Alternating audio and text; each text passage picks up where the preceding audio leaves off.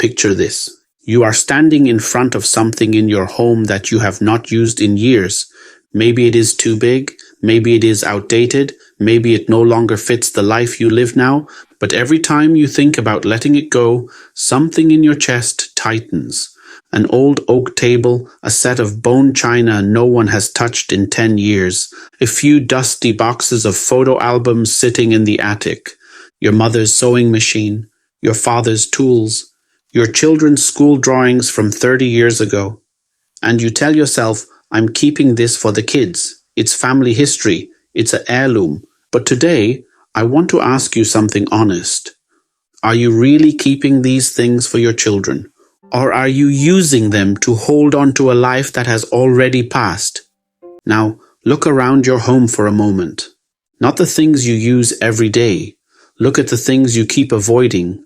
The boxes in the basement, the old dishes in the cabinet, the letters and greeting cards from 10 years ago, the empty jars under the sink, the storage bins you never open but somehow still feel responsible for. Young people might roll their eyes and say, "Why do you keep so much stuff?" But psychologically, this makes sense. There is a concept called the endowment effect. It means once something belongs to us, we automatically feel it is worth more than it may be worth to anyone else. So those jars you can't throw away, you grew up hearing "don't waste," and those yellowed cards, they're proof you were loved, remembered. Our generation worked hard, suffered, and finally built this home. These things are our security, proof that we've lived solidly. But here's the truth. If holding on to stuff goes too far, it quietly harms you. Have you ever walked into a storage room and thought, "Today I'm finally going to clean this"? You pick up one thing, then you stop. Should I keep this? Should I donate it? What if I need it later? What if my kids want it someday? What if throwing it away means I am being disrespectful? So you put it back. Then you pick up another thing, same feeling. After 10 minutes, your body feels tired, your chest feels tight, and you walk out having done almost nothing. And then you blame yourself. You think, "Why am I so lazy? Why can't I just clean this?" But this is not laziness. This is decision fatigue. There is also a psychology concept called cognitive load.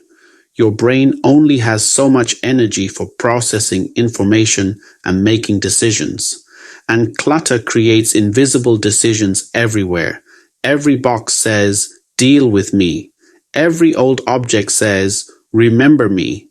Every unused item says, "You still have not decided what I mean." So even when you are resting, part of your mind is still working in the background. That closet you avoid opening, that basement you keep promising to clean, that corner you do not want to look at, they all become unfinished sentences in your head.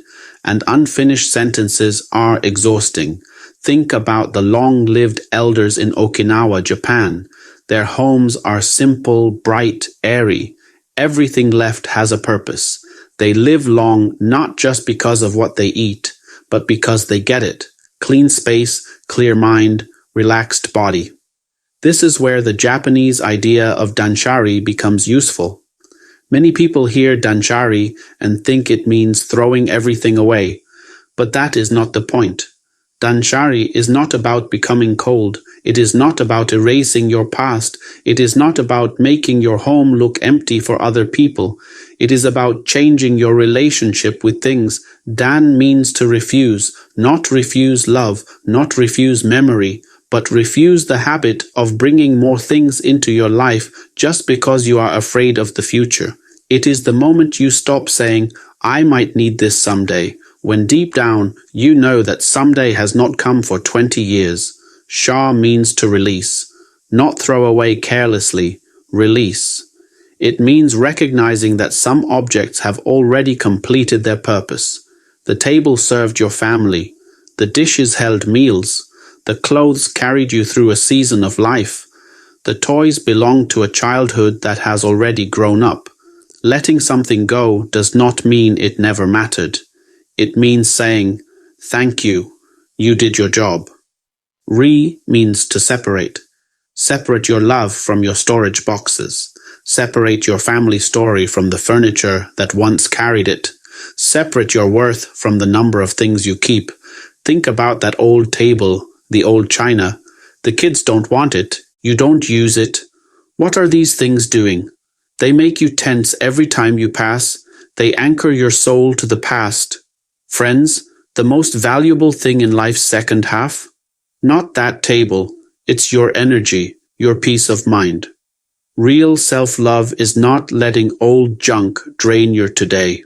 Science backs this up.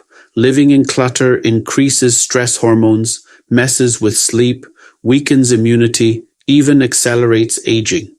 There's a Japanese concept called ma, which basically means space or negative space. Imagine one room packed full of stuff, not even a breeze can come through. Now imagine another room, with a small vase on the coffee table, sunlight and wind flowing in. Which feels better? Your body will choose the second. Clear out the heavy old stuff, create space. You're not just tidying up your house, you're giving your later years fresh air. Maybe you're worried. If I get rid of things, does my family story end? Psychology shows people do use things to prove they existed. Kahneman, 2011. But think differently. Life is flow. Things come and go. A little imperfection is beautiful. You don't need a full set of china to prove you lived and loved. Your kids carry your traits, your lessons. They're the real legacy. Tonight, you can start with 3 simple steps. First, does this object serve the life I am living now? Not the life I lived 30 years ago, not the life I imagined, not the life my children may or may not want, the life I am actually living today. Second, is the memory inside the object, or can the memory live another way? Could you take a photo of it? Could you record a voice note telling the story? Could you write a small card explaining why it mattered? Because often, the story is more valuable than the object. Third, if this object leaves my home, does the love actually disappear? Most of the time, the answer is no. You simply have more room to breathe. Then, let good things go to the right place.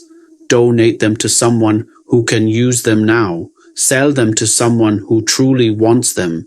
Give one meaningful item to a family member who actually chooses it, not someone who accepts it out of guilt. Once you've tidied up, stand in that empty space. Feel the relief. You're not losing, you're letting go. No more guardian of memories. Bring your heart back to today, to the sunlight streaming in, the cup of tea in your hand. True legacy isn't a table, it's the love flowing between you and your kids. It lives in your relationship, in the warmth they feel thinking of you. And maybe you'll glance back at that last item and quietly say, "Thank you." This isn't goodbye, it's freedom.